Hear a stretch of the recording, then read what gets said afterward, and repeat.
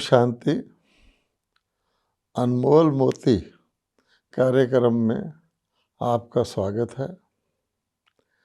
इस कार्यक्रम में हम प्यारे बाप दादा से जो हमें ज्ञान रतन प्राप्त होते हैं उन पर मंथन करके जो कुछ तत्व निकलते हैं वो आपके साथ साझा करते हैं।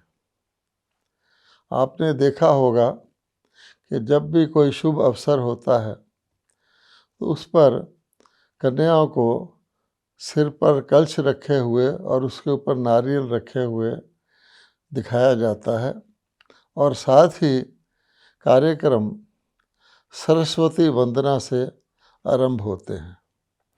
अब आज विचार करते हैं कि इसके पीछे सूक्ष्म रहस्य क्या है।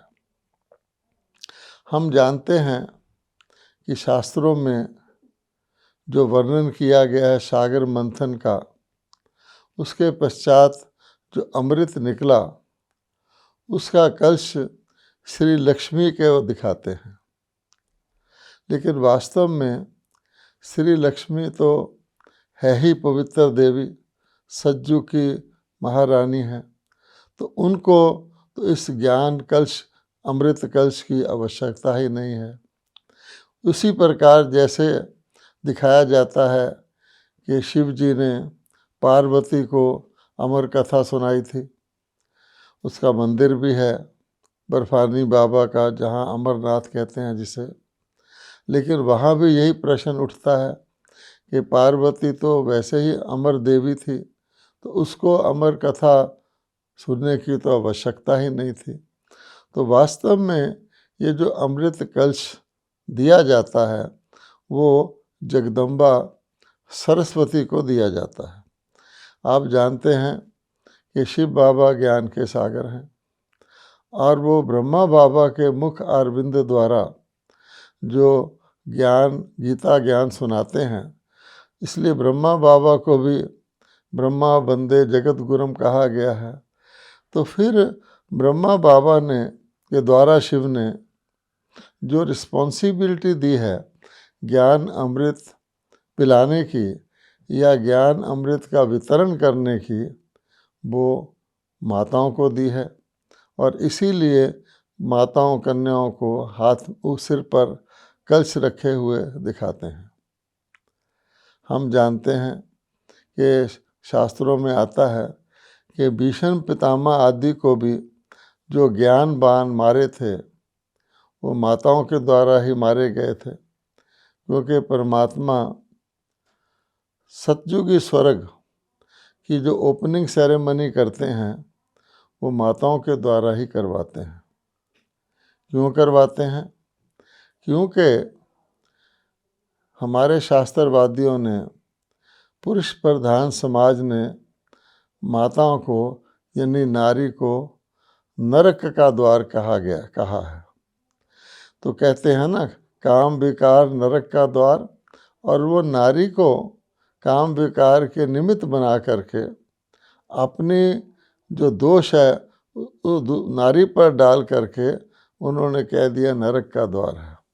तो परमपिता परमात्मा जब अवतरित होते हैं तो परमात्मा के लिए कहा ही गया है कि गरीब नवाज हैं, नीचे को ऊंचा बनाने वाले हैं।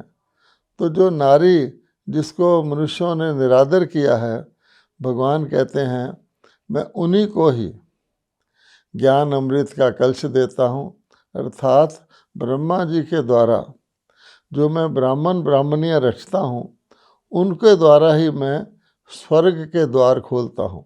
इसलिए स्वर्ग की ओपनिंग सेरेमनी परमात्मा माताओं के द्वारा ही कराते हैं। हम जानते हैं कि भगवत गीता में भगवान ने बताया है कि काम ही महाशत्रु है। काम विकार के कारण ही मनुष्य पावन से पतित बन गए, देवता से नीचे आ गए, पुण्य क्षीण हो गए। तो इसलिए भगवान कहते हैं कि काम विकार को नारियों के द्वारा काम विकार पर विजय प्राप्त करवा के परमात्मा स्वर्ग का द्वार खोलते हैं अर्थात पतितों को पावन बनाते हैं। अब सोचने की बात है कि धार्मिक जगत में हम जिनको बड़ा कहते हैं, बड़ा मानते आए हैं, बड़ा गिनते आए हैं, परमात्मा ने, गीता के भगवान ने स्वर्ग स्थापित करने की या परमात्मा का ज्ञान अमृत वितरण करने की जो जिम्मेवारी है, जो रिस्पॉन्सिबिलिटी है, वो गुरुओं को नहीं दी है।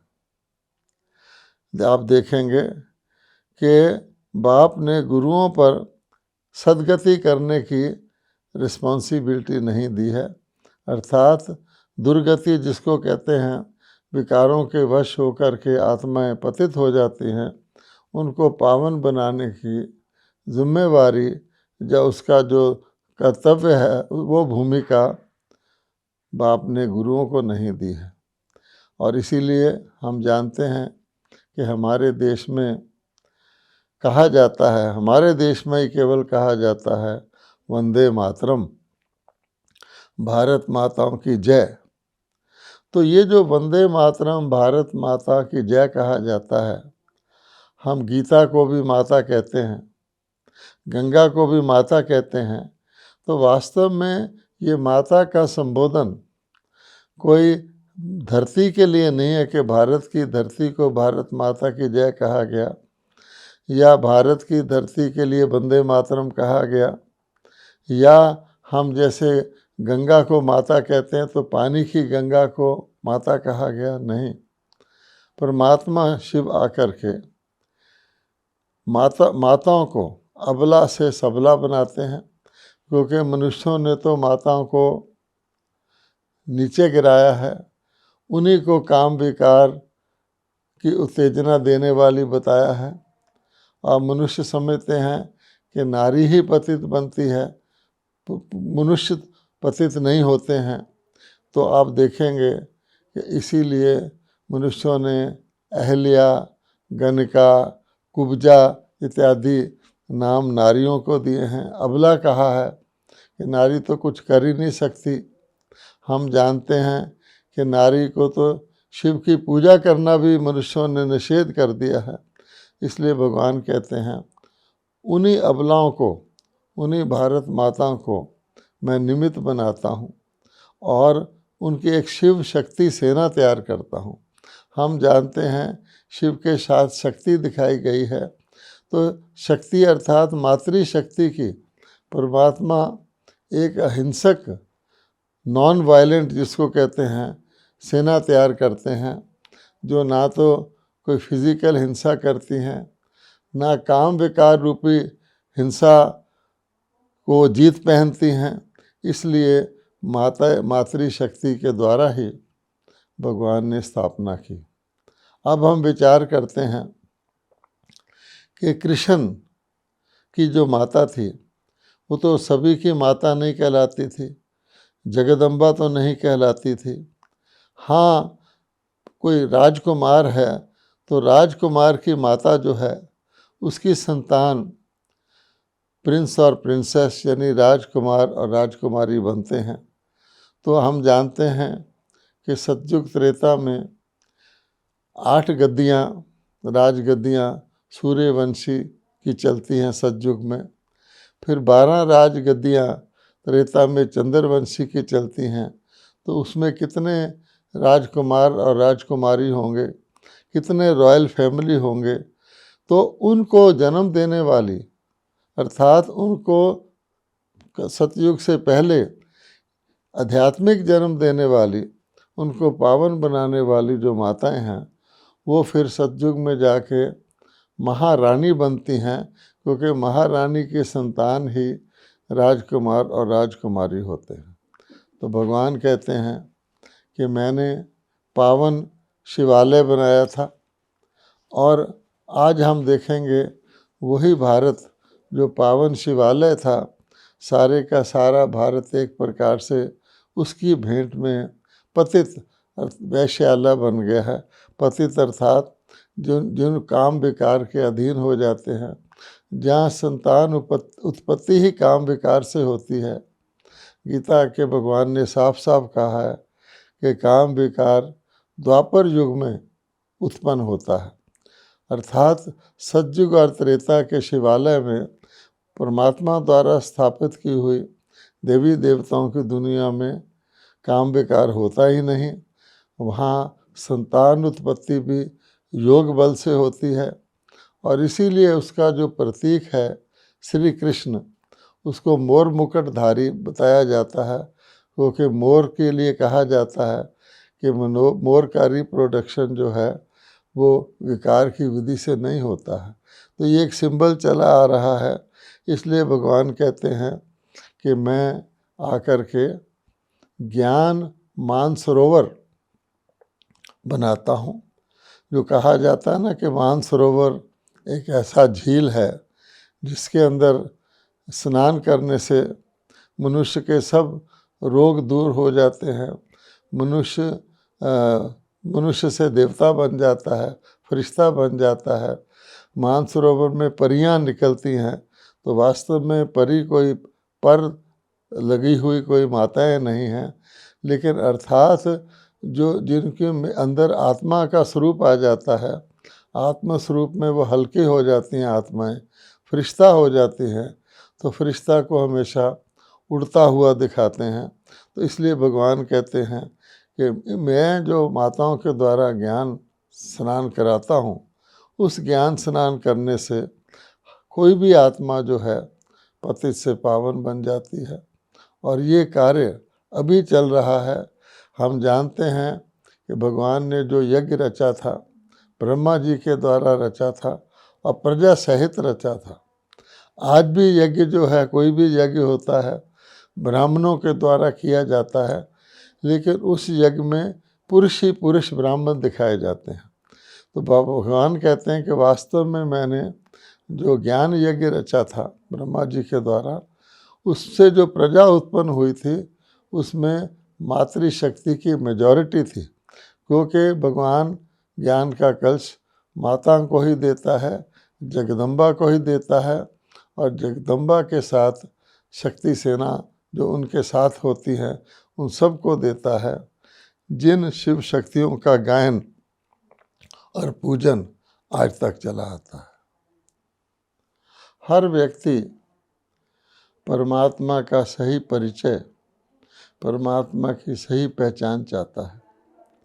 मनुष्य परमात्मा को खोज रहे हैं, लेकिन इस कलयुग के समय में परमात्मा कौन है, वो कैसे अवतरित होते हैं, क्या दिव्य कार्य करते हैं, वो सबसे न्यारे कैसे हैं, उसकी पहचान परमात्मा स्वयं ही देते हैं। परमपिता परमात्मा कहते हैं कि एक शब्द है मात पिता, माता पिता। तो अगर हम भगवत गीता को खोलेंगे तो उसके प्रथम पृष्ठ पर ही कहा गया है, तुमेव माता च पिता तुमेव। सिख लोग भी कहते हैं, तुम मात पिता हम बालक तेरे, तुमरी कृपा से सुख घनेरे। अब प्रश्न पैदा होता है कि परमात्मा मात पिता कब बनते हैं, क्योंकि आप देखेंगे कि आत्मा के रूप में, परम आत्मा के रूप में हम परमात्मा को परम पिता तो कहते हैं, परम पिता परमात्मा, गॉड फादर। सभी धर्मों वाले परमात्मा को पिता के रूप में जानते हैं, लेकिन मात पिता परमात्मा कब बनते हैं? क्योंकि भारत में ही आप देखेंगे कि तुमेव माता च पिता कहा गया है, और भारत में ही भगवान का अवतरण होता है, और भारत में ही भगवान माता पिता के रूप में आकर के अपना संबंध निभाते हैं। तो परमात्मा निराकार जब भगवान बनते हैं, अर्थात जब वो अवतरित होकर के शरीर धारण करते हैं, यानी एक अन्य आत्मा के शरीर रूपी रथ में प्रवेश करके अवतरित होते हैं, उस समय परमात्मा माता पिता का रूप धारण करते हैं। और परमात्मा कहा जाए तो निराकार परमात्मा शिव और साकार ब्रह्मा। तो शिव और ब्रह्मा माता पिता के रूप में संतान उत्पत्ति करते हैं, लेकिन वो कोई शारीरिक माता पिता नहीं है और शारीरिक संतान उत्पत्ति भी नहीं करते। तो कहा जाता है कि ब्रह्मा जी के मुख से ब्राह्मण निकले थे, अर्थात एक जिसको कहते हैं ना धर्म के बच्चे या अडॉप्टेड चिल्ड्रन। तो परमात्मा ब्रह्मा जी के द्वारा अवतरित होकर माता पिता के रूप में जिन आत्माओं को, कलयुगी आत्माओं को अडॉप्ट करते हैं, जो उस माता पिता की संतान बनते हैं, परमात्मा को पहचानते हैं माता पिता के रूप में, उनके भगवान माता पिता बनते हैं। अब इस माता पिता शब्द से ही हम परमात्मा का सत्य परिचय प्राप्त कर सकते हैं। आप देखेंगे कि गुरु हैं, जैसे अब कोई भी गुरु हैं, गुरु को भगवान नहीं कह सकते, गुरु को गुरु ही कह सकते हैं, क्योंकि गुरु माता पिता नहीं होते। किसी भी गुरु को हम माता पिता नहीं कहते, गुरु कहते हैं। तो इसलिए परमात्मा माता पिता हैं और गुरु माता पिता नहीं हैं। और इसी प्रकार से हमारे जो शारीरिक माता पिता हैं, वो भी सारे विश्व के माता पिता नहीं हैं, और फिर हमारे शारीरिक माता पिता भी उस परलौकिक माता पिता को याद करते हैं। तो इसलिए माता पिता का रूप और सर्व के माता पिता का रूप ना तो गुरुओं का है और ना ही हमारे शारीरिक माता पिता का है। अब इसके बाद अगर हम और विचार करें तो ब्रह्मा विष्णु शंकर शिव के बाद सूक्ष्म ऊंचे देवता माने जाते हैं, लेकिन ना तो ब्रह्मा को, ना विष्णु को, ना शंकर को हम माता पिता नहीं कह सकते, क्योंकि माता पिता के रूप में वो होते भी नहीं, और विश्व के माता पिता भी नहीं कह सकते। इसलिए फिर भी माता पिता शब्द परमात्मा के अवतरित होकर ब्रह्मा तन के द्वारा जो परमात्मा भूमिका निभाते हैं उसी को ही दिया जाता है। अब उससे आगे अगर हम चलें तो श्री लक्ष्मी श्री नारायण जो सतयुग के प्रथम महाराजन और महारानी हैं, विश्व महाराजन हैं, उनको भी सभी मनुष्य माता पिता नहीं कह सकते, क्योंकि उनकी अपनी संतान जो हैं वो उनको माता पिता कहेंगे। इसलिए माता पिता शब्द फिर भी जो त्वमेव माता च पिता है, वो परमात्मा जब धरती पर आकर भगवान बनते हैं, ईश्वर का रूप धारण करते हैं, उसी को कहा जाता है। लेकिन आज मनुष्य इस बात को समझते नहीं हैं। आज तो वो हनुमान जी के आगे जाकर भी त्वमेव माता च पिता कहना शुरू कर देते हैं। गणेश को भी माता पिता कहते हैं, जबकि हनुमान तो कुमारा था, तो वो तो माता पिता बन भी नहीं सकता है। इसलिए जो हम कहते हैं तुम मात पिता हम बालक तेरे, तुमरी कृपा से सुख घनेरे, तो हम देखेंगे कि जब परमात्मा उस समय जब वो अवतरित होते हैं और माता पिता का रूप धारण करके मनुष्य आत्माओं को दुखों से छूटने का और सुखों की प्राप्ति का, अर्थात 5 विकारों पर जीत पाने का और आध्यात्मिक शक्ति धारण करने का परमात्मा से योग लगाकर और परमात्मा का योग का रास्ता दूसरी आत्माओं को दिखाकर ईश्वरी सेवा करके जो हमें सेवा का सुख मिलता है, वो परमात्मा अवतरित होकर देते हैं। अब ये जो कह देते हैं तुमरी कृपा से सुख घनेरे, तो ऐसे नहीं है कि परमात्मा कोई आशीर्वाद करते हैं कि कृपा करते हैं, ऐसे कहते हैं आयुष्मान भव, चिरंजीव भव इत्यादि। नहीं, आप देखेंगे सन्यासी भी किसी को वास्तव में इस प्रकार का आशीर्वाद नहीं दे सकते पुत्रवान भव, क्योंकि सन्यासी तो स्वयं अपने पुत्रों को छोड़ करके, लौकिक को छोड़ करके सन्यासी बनते हैं।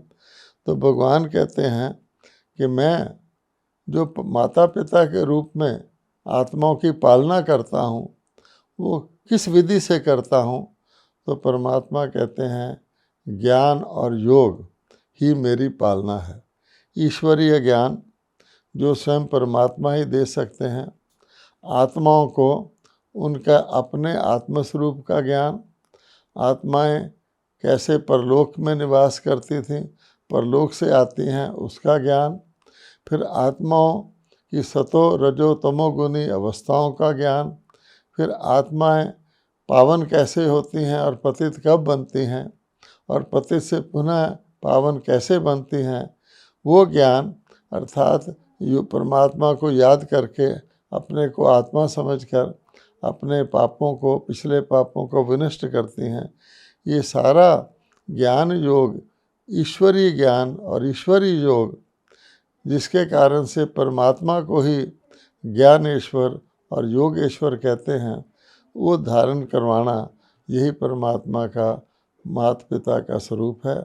और माता पिता स्वरूप में भगवान ज्ञान योग से पालना करते हैं, जिससे मनुष्य आत्माएं आने वाले सतयुग में जन्म जन्मांतर के लिए सदा सुखी हो जाती हैं, संपन्न हो जाती हैं। तो इसीलिए कहा गया है, तुम मात पिता हम बालक तेरे, तुम्हारी कृपा से सुख घनेरे। तो ये मात पिता शब्द अगर हम बुद्धि में रखेंगे तो हमें ईश्वर का सत्य परिचय मिल जाएगा कि जिसको हम भगवान का रूप मानते रहे हैं उसके साथ ये माता पिता शब्द लगेगा ही नहीं। ना तो श्री कृष्ण को, जिसको प्राय लोग गीता का भगवान मानते हैं, भगवान का अवतार मानते हैं, श्री कृष्ण को भी सभी लोग माता पिता नहीं कहेंगे। और श्री कृष्ण के तो अपने माता पिता थे, अब परमात्मा के तो कोई माता पिता होते नहीं, वो परम पिता है। तो इसलिए ना साधुओं को, ना गुरुओं को, ना देवी देवताओं को, ना ब्रह्मा विष्णु शंकर को हम माता पिता कह सकते हैं। तो माता पिता शब्द परमात्मा के सत्य परिचय को जानने में पूरी मदद करता है। भारत का प्राचीन योग प्रसिद्ध है। योग शब्द भारत से ही उत्पन्न हुआ है। गीता में भी भगवान ने स्वयं कहा है कि मैंने ये योग पहले भी सिखाया था और वो योग धीरे धीरे लुप्त प्राय हो गया है, और इसलिए अब मैं ही आकर के वो प्राचीन योग सिखाता हूँ। तो भगवान कहते हैं कि आज तो बहुत प्रकार के योग प्रसिद्ध हैं, तो देखना है कि वो योग कौन सा था। तो पहली बात यह है कि वो अविनाशी योग है। वो योग योगी जीवन बनाता है और जन्म जन्मांतर के लिए उस योगी जीवन की प्रारब्ध मिलती है। तो अवश्य ही अविनाशी योग को अविनाशी बाप ही सिखाएंगे और अविनाशी आत्मा ही सीखेगी। इसलिए भगवान ने शुरू में गीता के कहा है कि तुम अविनाशी आत्मा हो, अजर अमर हो, शाश्वत हो। आत्मा को आग जला नहीं सकती, तलवार काट नहीं सकती, आदि आदि। और मैं तुम्हारा पिता भी अविनाशी हूँ, सदा शिव हूँ। तो ये अविनाशी योग अविनाशी परम पिता ही सिखाते हैं। तो आज जो दुनिया में योग सिखाए जा रहे हैं वो शरीरधारी मनुष्य सिखा रहे हैं। तो शरीर तो नश्वर है, और फिर उनका नाम हठ योग के रूप में कहा गया है, क्योंकि उसमें कई प्रकार की क्रियाएं सिखाई जाती हैं, शारीरिक आसन सिखाए जाते हैं, प्राणों को रोकना आदि सिखाया जाता है, जो सब लोग तो कर भी नहीं सकते हैं। जैसे वृद्ध व्यक्ति हैं, बच्चे हैं, रोगी हैं, वो तो योग को कर ही नहीं सकते, हठ योग है। तो इसलिए भगवान कहते हैं कि वो अविनाशी योग वो नहीं है जो मैंने सिखाया था, क्योंकि भगवान कहते हैं कि शरीरधारियों से तो योग लगाना ही नहीं है, तो अगर शरीरधारी फिर योग कैसे सिखा सकते हैं। इसलिए भगवान कहते हैं कि वह योग जो है आत्मा को परम पिता परमात्मा ही सिखाते हैं।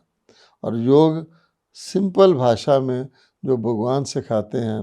भले संस्कृत में गीता लिखी गई है, वहाँ मन मना भव कहा गया है, माम एकम शरणम व्रज कहा गया है, लेकिन भगवान कहते हैं मैंने तो संस्कृत में ज्ञान नहीं दिया था, मैं तो कलयुग के अंत में धर्म ग्लानि के समय आता हूँ और साधारण शरीर में आता हूँ, इसलिए साधारण भाषा में ही ज्ञान दिया था।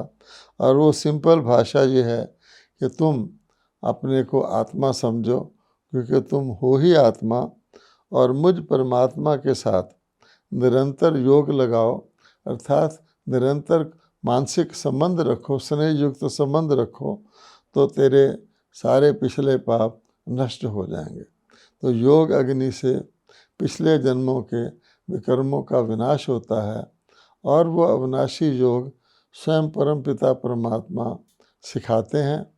उसके बाद योग की प्रारब्ध से, पाप नष्ट होने से पुण्य आत्माएं, पावन आत्माएं आने वाले सतयुग में और त्रेता में देवी देवताओं के रूप में रहती हैं। फिर वो देवी देवताएं पुण्य क्षीण होकर के फिर उस योग की जो प्रारब्ध समाप्त होने पर फिर वो भोगी बन जाते हैं, रोगी बन जाते हैं, हम सब जानते हैं। फिर जब अति हो जाती है तो परमात्मा पुनः आकर के वही अपना प्राचीन योग सिखाते हैं। और खुशी की बात यह है कि वर्तमान समय वही समय चल रहा है, और परमात्मा पुनः साधारण ब्रह्मा के शरीर रूपी रथ में अवतरित होकर वह योग आत्माओं को सिखा रहे हैं। हर मनुष्य खुश रहना चाहता है, स्नेह में रहना चाहता है। अब अगर हम गौर करेंगे तो खुशी का आधार स्मृति है। हमारे मन में जैसी जैसी स्मृति आती है वैसी वैसी ही हमारी मनोस्थिति हो जाती है। अगर हम दुख की बातें सोचेंगे तो हमारा मन दुखी हो जाएगा, और अगर हम अच्छी अच्छी सुख की बातें सोचेंगे, सकारात्मक विचार रखेंगे, शुभ चिंतन करेंगे, दूसरों के लिए भी शुभ भावना रखेंगे, तो मन के अंदर जो शुभ होगा तो हमारी नेचुरली खुशी भी स्वाभाविक हो जाएगी। इसलिए हमें ध्यान रखना है कि अपनी स्मृति को दुखदायी, दुख देने वाली, भय दिलाने वाली, चिंता वाली बातों में ना लगा करके अपने मन को सदा उमंग उत्साह में रखें। तो खुशी की बातें सोचें, शुभ सोचें, तो हमारी ये स्मृति हमारी स्थिति को सदा खुशमय, खुशनुमा रखेगी। ओम शांति।